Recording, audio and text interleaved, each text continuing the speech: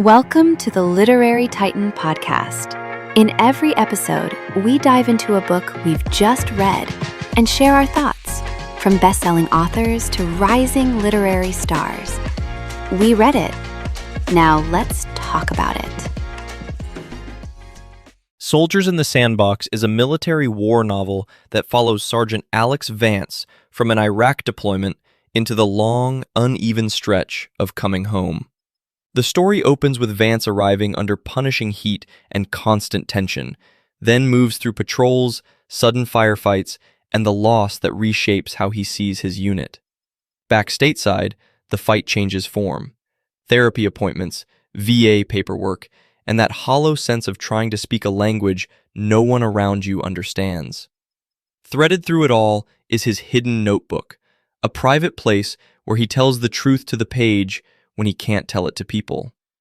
What I noticed right away is that Metcalf writes with a big, earnest heartbeat. He's not chasing cool detachment. He wants you close to Vance's head, close to the moment, close to the way one memory can shove itself into the present without asking permission. Sometimes the prose leans into explanation and emphasis. Still, I kept turning pages because the intent feels honest, and because the book is willing to linger in the unglamorous parts, like waiting rooms and forms, and the slow grind of trying to get help that fits. The notebook choice is the smartest structural move in the book.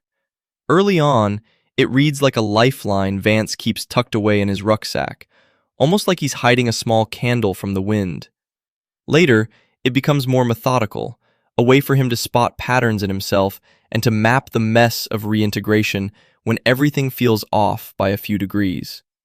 I also appreciated the author's decision to include extra material at the end, like a glossary and a list of veteran support organizations. It's unusual for a novel, but here it fits the book's mission of building understanding, not just telling a story. Metcalf's own background as a combat veteran and his work with disabled veterans add context to that choice and help explain the book's steady focus on what happens after the headlines fade. If you tend to read war fiction for action set pieces, this might feel more reflective than you want.